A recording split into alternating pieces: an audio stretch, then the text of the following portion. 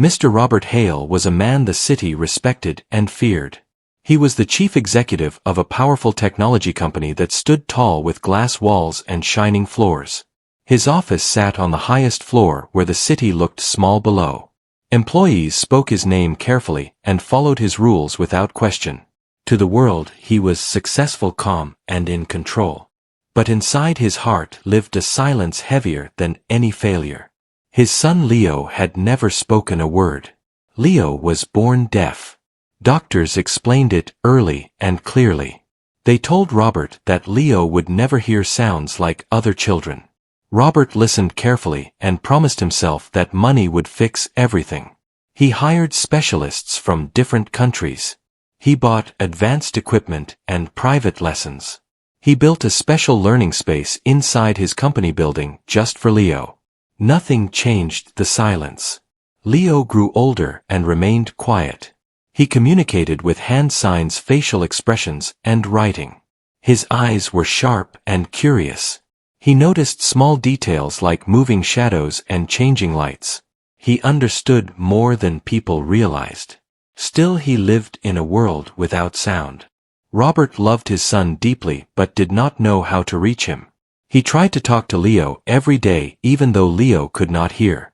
He believed his presence was enough. He believed protection was love. He believed providing everything meant being a good father. Leo did not feel angry. He felt alone. Every morning Robert brought Leo to the building before work. The company had many floors with quiet halls and clean rooms. Security guards stood at every door. Cameras watched every corner. Robert believed this place was safer than anywhere else. Leo spent his days in a learning room with book screens and art tools. Teachers were kind and patient. Other children visited sometimes. They smiled and tried to include him. Leo smiled back but stayed quiet and distant. During breaks, Leo liked to sit near the indoor garden on the second floor. Sunlight fell through the glass roof.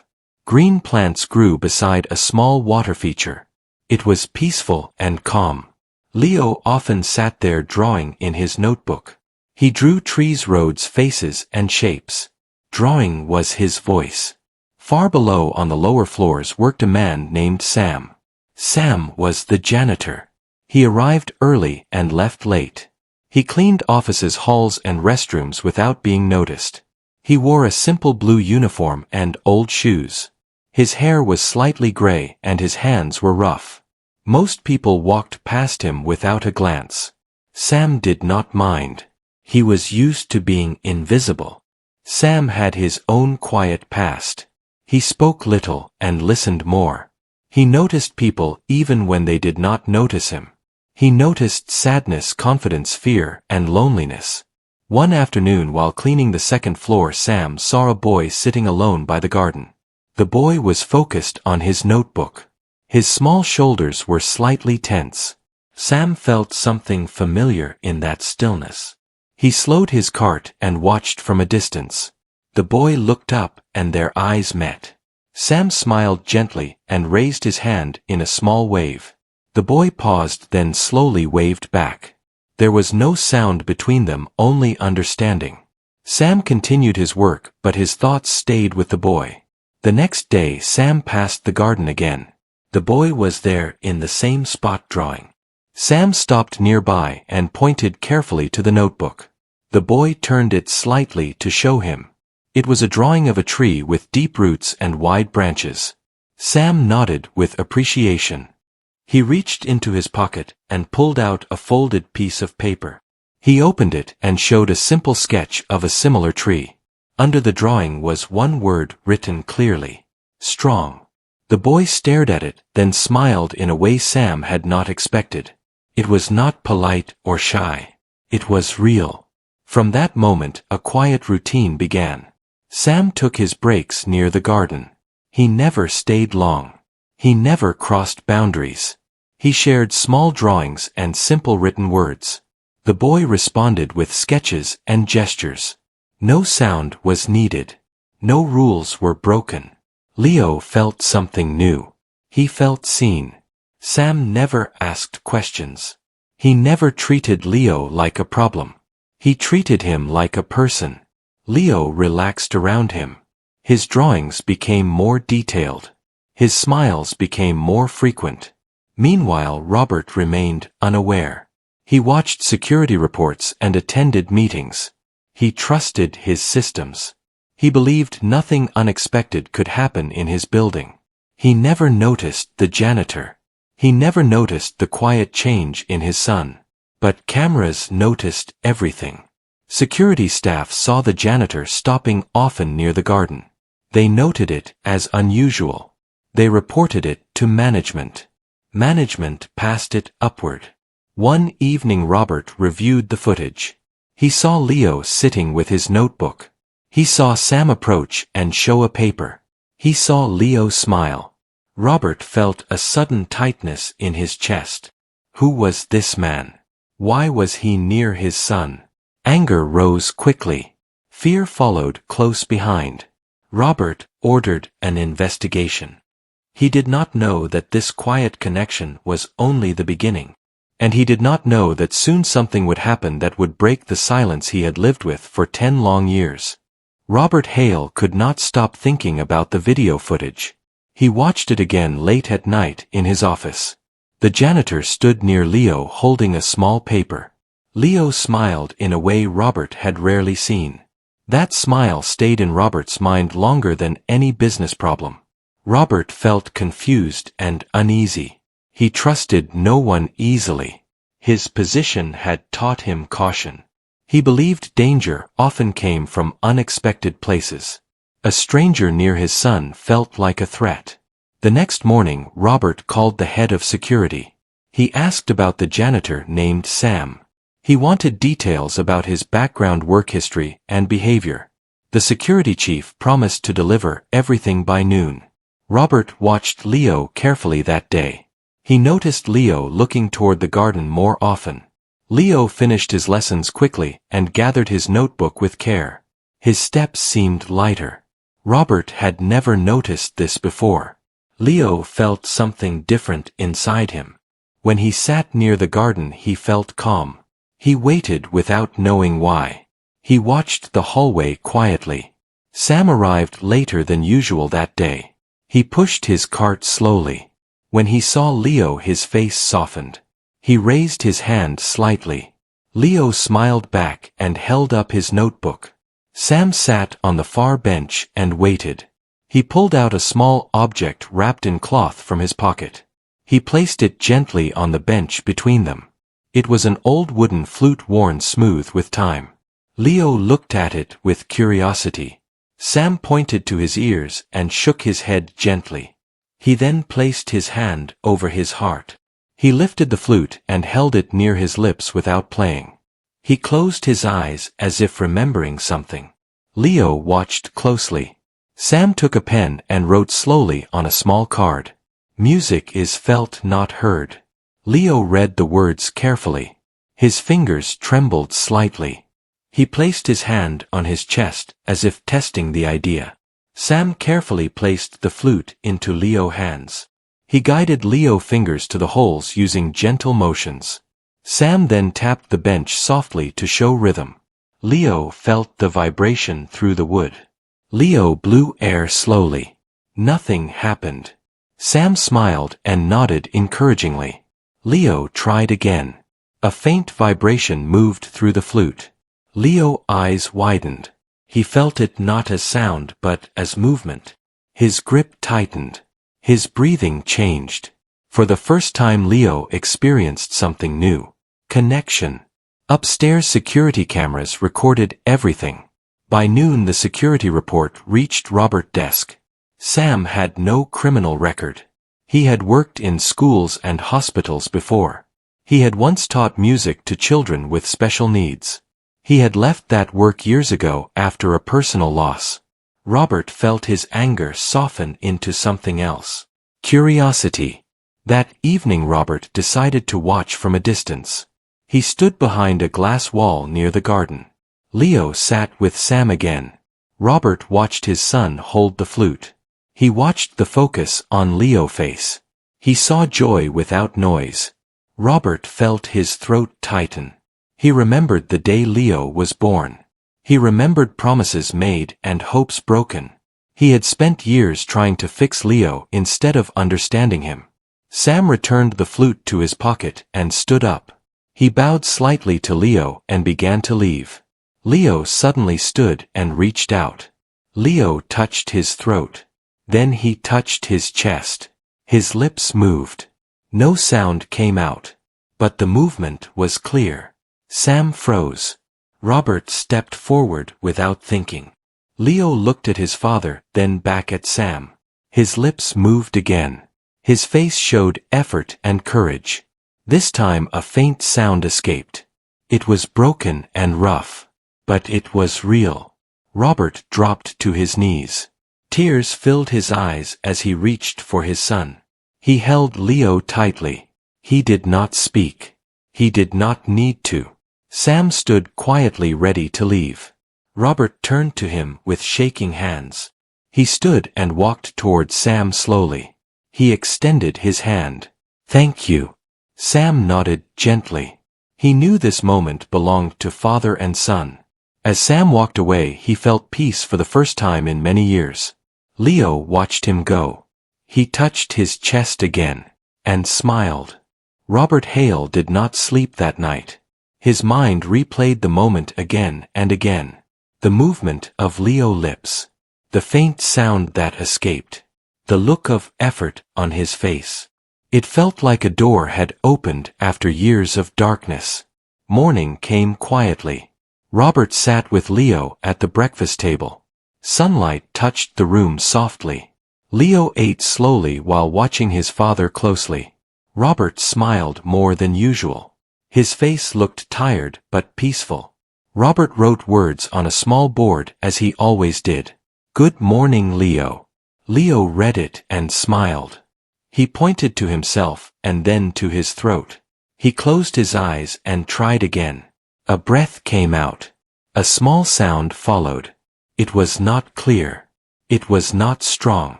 But it existed. Robert held his breath. He nodded gently and placed his hand over his heart. Leo copied the gesture.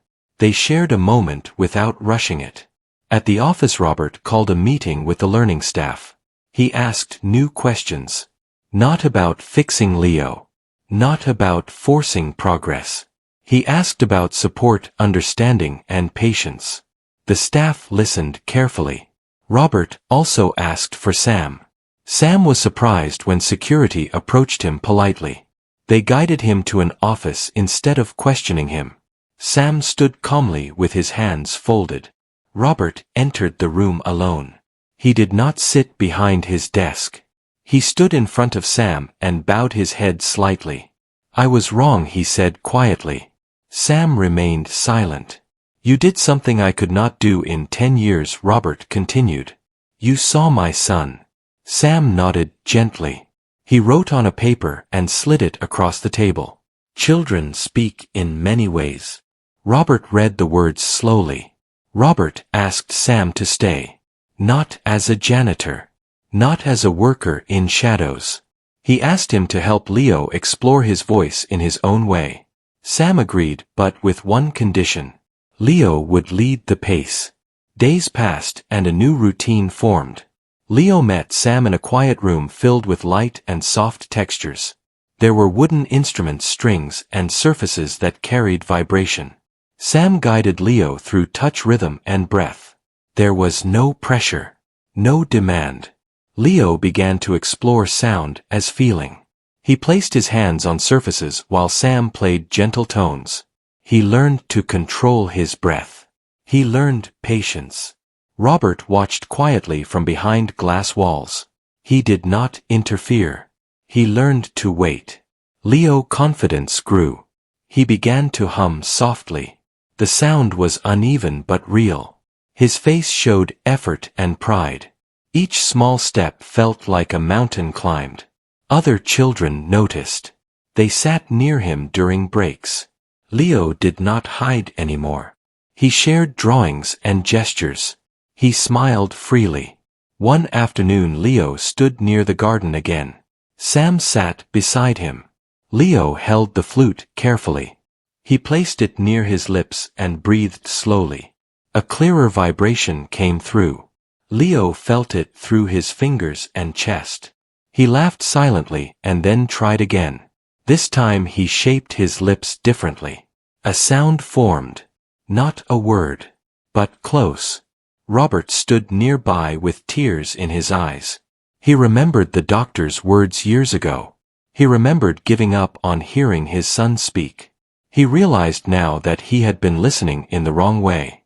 Weeks turned into months. Leo continued to grow. His sounds became more controlled.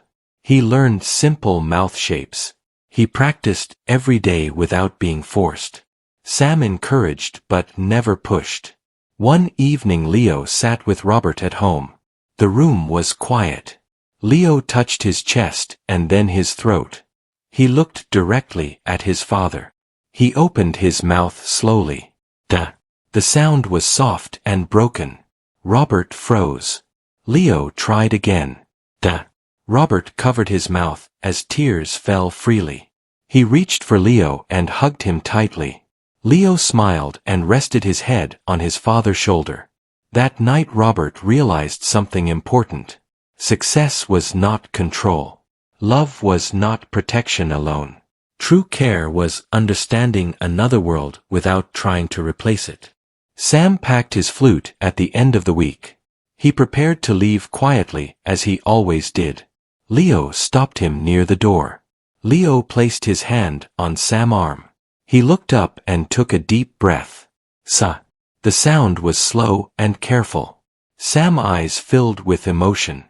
He nodded and placed his hand over his heart. Some voices take time. They are worth waiting for. The building felt different now. People still worked hard and meetings still filled the rooms, but something softer moved through the halls. Leo's presence had changed the rhythm of the place. Smiles lasted longer. Voices lowered naturally near him. Silence was no longer empty. Robert Hale changed as well. He stopped rushing through days. He began eating lunch with Leo instead of alone in his office. He learned signs slowly and practiced every night. He no longer spoke at Leo but with him in the ways Leo understood best. Leo continued to grow at his own pace. He did not rush toward words. He explored sound carefully like a fragile object. He touched walls, tables, and instruments to feel vibration. He learned where his breath worked best. He learned when to rest. Sam stayed longer than planned. He did not become famous or praised publicly. He preferred quiet work. He guided Leo gently and stepped back when needed.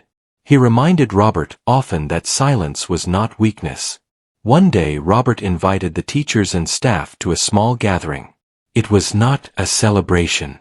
It was a moment of respect. He thanked them for patience and learning. He spoke openly about his mistakes. He admitted that he had tried to control instead of understand. People listened. Leo stood beside his father holding his notebook. He drew while Robert spoke. When Robert finished, Leo stepped forward slowly. He looked at the room filled with adults watching quietly. Leo placed his hand on his chest. He took a breath. The sound was careful but clear. The room held still. Leo continued. Name. He paused. Is. He looked at his father. Leo. The sound was broken and slow but full of meaning. Robert closed his eyes as tears rolled down his face. The room did not clap or cheer. They simply smiled and understood the weight of the moment. That evening Leo and Robert sat in the garden as the sun lowered. The plants glowed softly. The water moved gently. Sam stood nearby watching from a distance. Leo held the flute and did not play it. He only felt it in his hands. Robert wrote on the board and showed it to Leo. Thank you for teaching me how to listen. Leo read it carefully. He smiled and placed his head on his father's shoulder. Later Sam prepared to leave the building for the last time. His work was done. He did not seek goodbyes. He walked quietly toward the exit. Leo followed him. Leo stood in front of Sam and looked up. He took a breath with confidence now. Thank. The sound was slow but steady. You. Sam nodded with warmth. Voices grow when hearts feel safe. Leo nodded as if he understood fully. Sam walked out into the evening light carrying only his bag and memories. Years passed. Leo grew taller and stronger. He spoke little but clearly when he chose to. He used signs and writing freely. He never felt pressure to be more than himself. Robert became known as a different kind of leader.